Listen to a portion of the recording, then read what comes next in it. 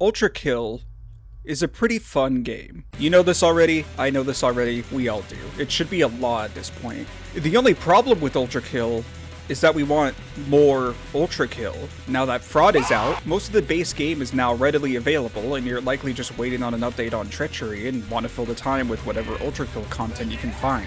Well, in that case, you could always clear every level with a P rank and defeat the bosses stored at each P level. In which I did quite horribly. You could beat the extra 2 Encore levels from the revamp update. You could find all the secrets and beat the secret levels, yada yada yada. But, what if you're like me and you already did all those things? In that case, what's left for you and me? Mods! Mods have existed for a very long time across a variety of games, and Ultrakill has been no exception from the horrid no man's land that is community modding. The John Newblood himself has even stated that they plan on endorsing mods in-game once the base game is finished. For now though, we have our trusty friend R2 Modman and Angry Level Loader to thank for the ability to make and load any custom levels to your heart's content. With that freedom comes a lot of levels to choose from troll levels to what-ifs to potentially entirely new layers. The Ultrakill community has made a plethora of free content to stuff ourselves, but like every other modding community, you never know what's going to be in store within these levels. How do we know which levels are absolute masterclasses in design that deserve to be preserved at a digital art museum? And which ones are AI artist conventions?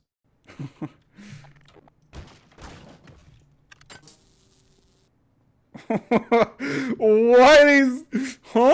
Make the gnome's butt even bigger. I can't continue with the request, but I can help adjust the image of a different style and context if you like. Am I gonna have to censor that? I cannot fulfill this request. Well, assuming you have an open mind, let's delve into the strange world of custom content for Ultrakill while we wait for the arrival of Treachery together, shall we?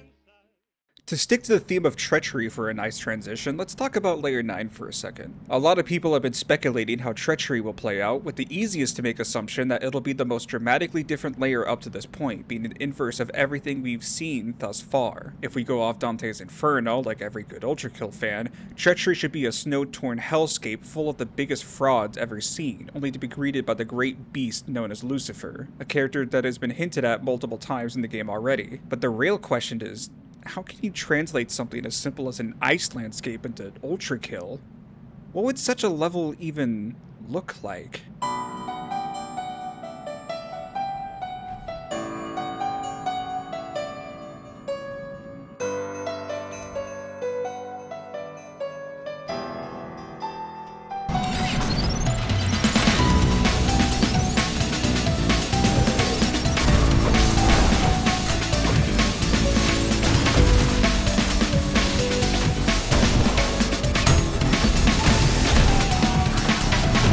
I don't know if this is directly trying to be a fan interpretation of what Treachery looks like, but I wouldn't be surprised at all if it is, and honestly I kinda hope the actual levels at least mimic some of what this level does. When Hell Freezes Over, made by Bad Puns, Really nice name by the way, I'm not biased at all when I say that. fits a description for Treachery while adding its own unique flavor that fits Ultrakill's tone perfectly. One of my favorite tropes in level design is the dramatic shift between the gorgeous scenery of the outside only to take a look inside the human-deprived copium inside of dark and misty tunnels.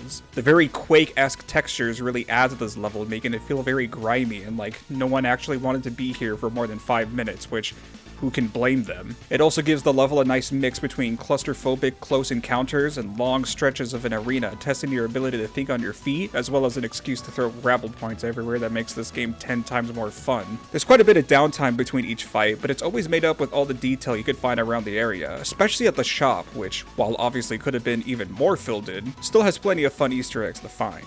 Of course, every good Ultrakill layer needs a random twist thrown in to throw your expectations out, and this level's answers to the twist is to play pro snowboarding, baby! Woo! It's kind of finicky, I won't lie, and the kills here, from what I can tell, don't seemingly count, given that I missed a few and still got an S rank, but it's still a fun idea, especially for how out of left field it is. The final arena obviously has multiple waves of enemies that also caps out with a surprise with the Leviathan popping out from the bottom that was teased earlier in the level. Overall, a pretty fun level with amazing environmental details, good arenas, and a great look into what could potentially lie before us as a first level into Treachery. If you're not a fan of made-up interpretations of upcoming layers and just want a completely unique level with its own themes and twists, then one I can easily recommend is I just realized I can't say that. Machination? Is it machination or machination? You gotta be kidding me.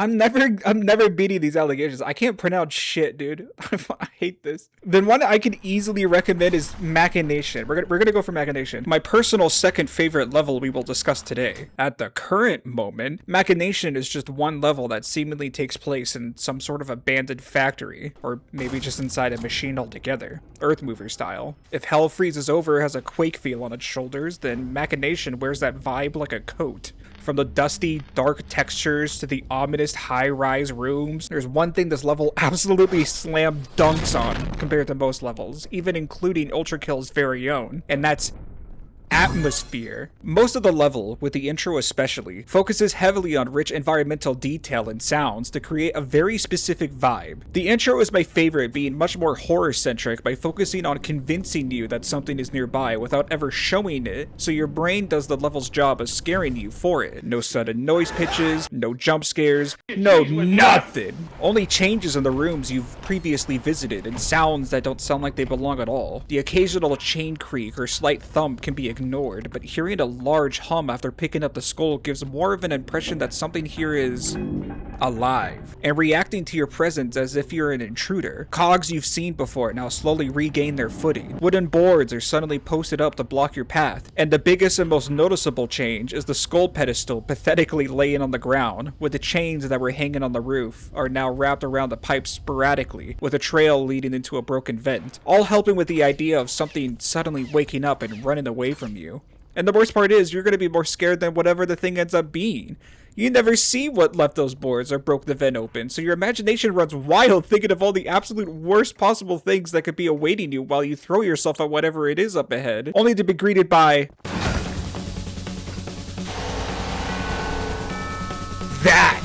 The entire level suddenly jumps out of bed and thrusts you straight into its own territory to try to take you out, slowly growing more and more desperate as you travel further and further into itself. Whatever was waking up earlier is now fully aware of your presence and has gone into a full mental breakdown trying to figure out what to do with you. Cogs and pistons now run rapidly. Every room is filled to the brim with smoke flying everywhere. Every room is scorched red with lava and flames roaring across the floor. The spinning cogs in particular is my favorite shot in the entire level, just perfectly scratching a specific itch in my weird brain that just makes this look so peak. Each room becomes more and more industrial, and at the same time, like you're staring straight into its organs with every step forward, ending in what I can only imagine as being right inside the belly of the beast itself. I could obviously be reading way too into this, and these interpretations could just straight up be wrong, but it's my theory, and it's what makes me think it looks cool, goddammit! All of this, and I haven't even gotten to the gameplay and how the level utilizes Ultrakill's enemies. It uses its longer layout to throw tons of grapple points and guttermen like Hell Freezes Over did, but with the added benefit of verticality, especially later in the level. So now you have to worry about projectiles being over or under you with the weird pull thing from 7-4 throwing blue projectiles that you can parry for free health and damage, and you're flying everywhere, there's tons of enemies, it's crazy. Does a great job feeling like you're being overwhelmed, but spaces out the enemy spawn so it isn't literally physically overwhelming. I compared this to around layer 7's difficulty, especially since that's likely the time this level initially came out, so it seems appropriate to say. My favorite wave is by far the finale because it embodies the verticality, going from the ground with the hideous mass to the mind flayers to the highest point upwards with the virtues before going straight back down to the lowest point with the guttermen, and then it just goes in any freaking direction it feels like going because the insurrectionists keep jumping everywhere and setting into the air.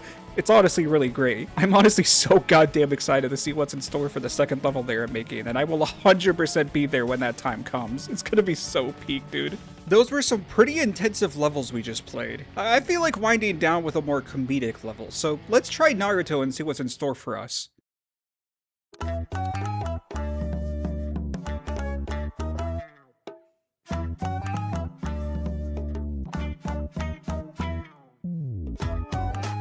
This is the entire level, isn't it? Hey there, the name's Naruto. You gotta wait here for 24 hours to beat the level.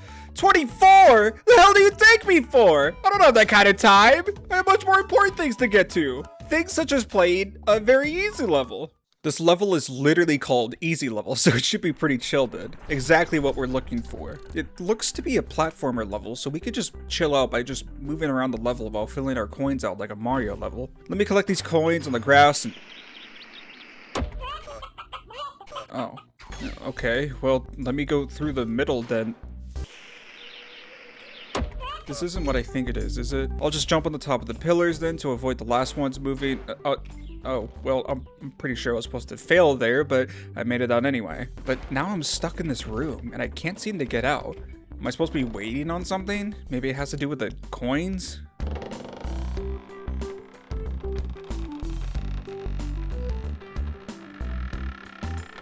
Okay, I'm seriously considering this to be one of those levels. Here we just speak to Mirage in all her broken English glory, who basically tells us to use the free blood machine to free us of our weapons so we can't cheese the rest of the level with rocket riding. The rest of the level seems to be pretty chill though, now that we can just focus on the parkouring, and that's me being sent into the goddamn Shadow Realm. Okay, I'm pretty sure this is a rage level. There's no denying it anymore. The broken English adds a layer to the amount of tomfoolery this level pulls on you, because I have no idea if the broken English is intentionally misleading or it's because it's not their first language and they just use whatever Google Translate showed up first, because this level just has a knack for just really getting on your nerves.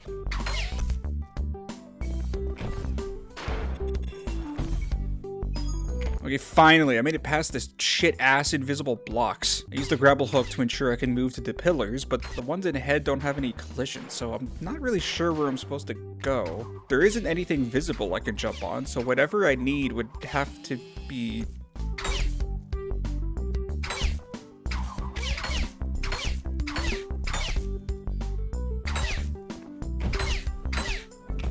Oh, okay, we're already at this level. Right. I find the next invisible platform only to have no idea where to go elsewhere when suddenly I can't move. I'm just gonna have to sit here, aren't I?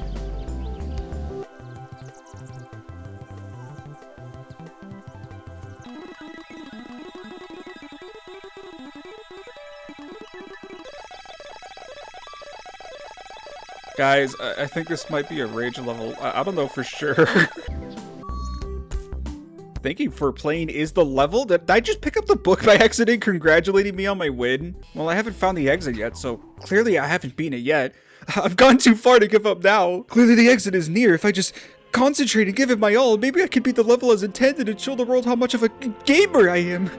I can use my radical skill to overcome every obstacle I come across to... Yeah, fuck this, never mind. I'm going back to Roblox.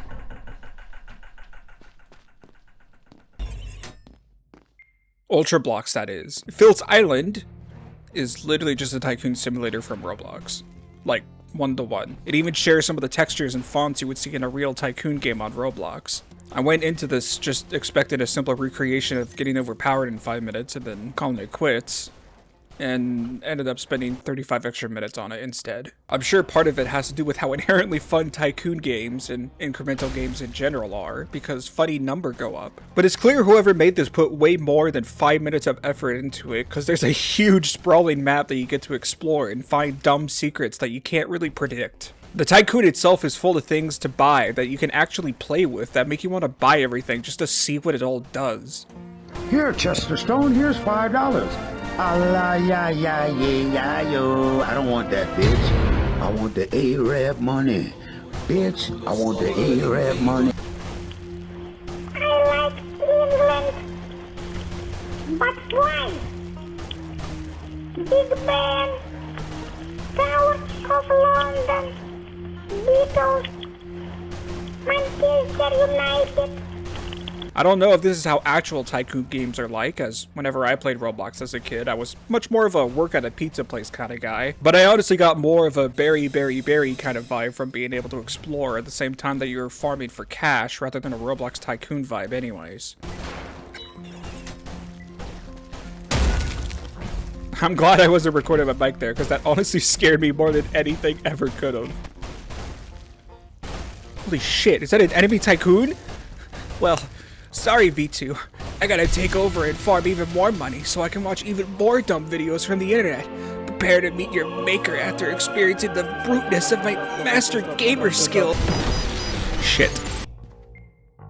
Try not to die? We couldn't get checkpoints to work. Yeah, I figured that out beforehand. Now that we got our jesters out, we can return to doing what every good fan of an unfinished piece of media does and theorize until our heads spin off. Returning to the topic of Treachery, there's a ton of theories about who the final boss of Ultrakill would be. A lot of people speculate that Gabriel will be the end boss of 9-1 and Lucifer will be the final boss of 9-2. Other candidates are the other archangels, Ulysses, and Antigone, all mentioned in Fraud. There can obviously only be one who holds that mantle, so these characters could be seen as mini-bosses that lead to whoever the climactic last fight is. But a much more unpopular, albeit cooler sounding idea is Hell itself.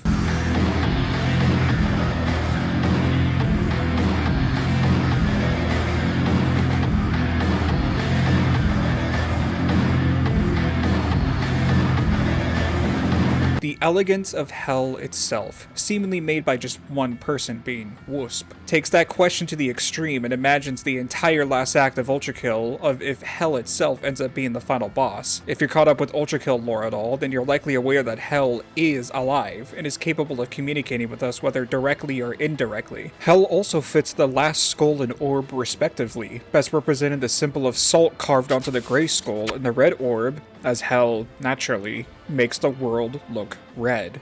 While I'm not a personal fan of this theory, it would be extremely hard to ignore the evidence that fits pretty well, and this level makes a great point as to how it would work as a level. The mix between the gross textures and eyes of gluttony invading the rooms of violence seems oddly fitting for something so obsessed with their very own violence, constantly splitting between layer 7 and its own inside like you're delving deeper into its stomach. I like that they even recreate some of the events that play out in their respective levels, like this bridge having enemies spawn in the same way they do in 3-1's bridge, coming in waves as you approach closer to the exit, giving you room to pick and choose which waves you want to spawn first. The loops around each room to bring the only skull available to where it needs to be, similar to 9-1, is also a good callback and makes the rooms feel well-rounded and surprisingly intact for a place so insanely illogical to be in. Only to give up all sense of logic and throw yourself inside as deep as you can physically go, traversing through these meshy, fleshy doors, moving as much saliva as possible to open to you, almost inviting you to meet face to face. The music slowly grows louder and louder like a heartbeat, all setting up Hell's grand reveal.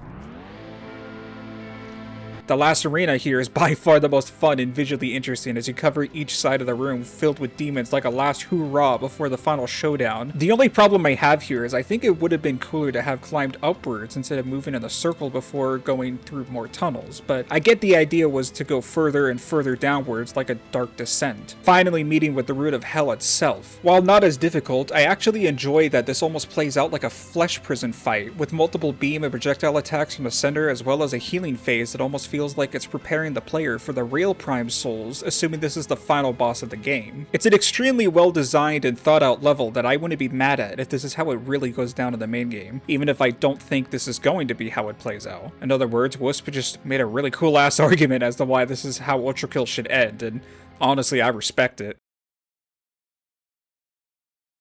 Wait, what do you mean it's not over? Yeah, while checking the soundtrack for this level, I noticed there was 3 songs, even though only 2 of them played during the level. I figured it was something to do with the challenge of the level, so I booted it back up to see if I could find it, and oh my god, it's still going. This is unironically such a cool idea for a level. Not only does it act as its own encore level, but it feeds off the original idea of killing Hell by literally showing the rotten decay you left behind by killing everything. The visuals are completely unique and entirely turn the vibe the level had on its head. And the gameplay, oh my god, it's so perfect. My favorite parts were the last 2 encounters. The first using a death catcher that can revive the idols, protecting the Cerberus in the middle, meaning all the enemy fodder you thought was easy now become a huge pain as you have to perfectly juggle between the idols, knocking you back to kill the Cerberus as quickly as possible. And the last encounter, baby! I said I loved verticality before. This part literally forces you to juggle between each enemy with your grapple in a linear space that's still spread apart to make you jump everywhere. It's actually really fun once you have it down. I initially thought this was going to be overtuned for the sake of difficulty, but it was actually perfect, and I wish it went further like this with the idea I had earlier of climbing to the leftovers of the root instead of going down. It's such a cool concept though that you should play just for the second half alone. I loved it, man.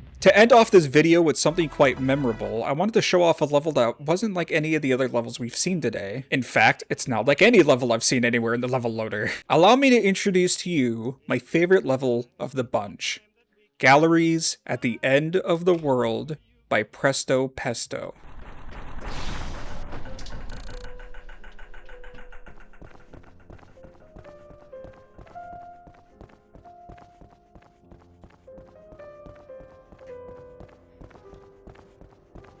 Galleries at the End of the World is simply a museum, a display case to house art of other people's work. These are, in fact, real art pieces from around the world that the developer added descriptions to, although for some reason they're on a toggle that's off by default, which I think should be the other way around. Otherwise, this is very obviously reminiscent of the Doom Gallery experience mod in the style of Ultrakill that just has fun trivia from paintings of old. Nothing too special or out of the ordinary. Wait, huh?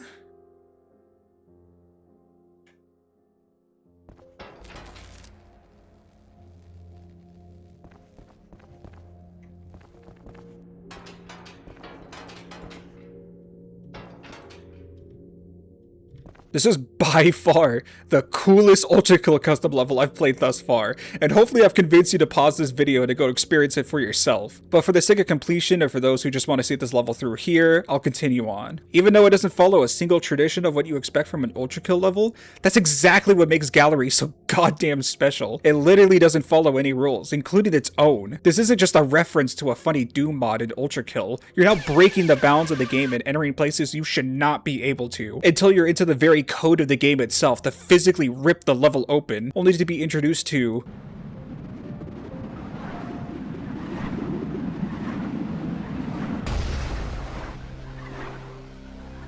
the true out of bounds.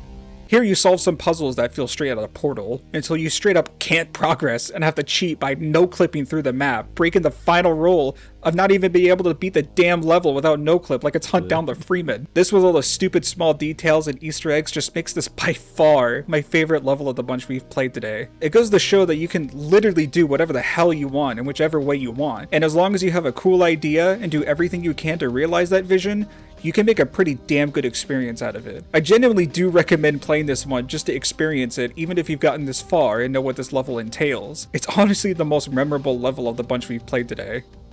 So yeah, that was a couple custom Ultrakill levels, from the cool, to the weird, to the unexpected. There was always something to find in everything we played today to enjoy, and hopefully I've inspired you to at least try some of these levels for yourself, or even to explore more of them on your own that we haven't covered today. I expect even more levels to come out once Ultrakill leaves beta and finally gets proper Steam Workshop support, but until then, the community has made tons more levels and mods in general for us to enjoy to give this game hundreds of more hours of life. I'd even be down to revisit more levels down the line if you guys are interested. Just as long as they aren't more brain rot. Oh god. Oh fuck. Oh no, wait, no. Oh no. No, are you fucking serious? I'm not doing this shit.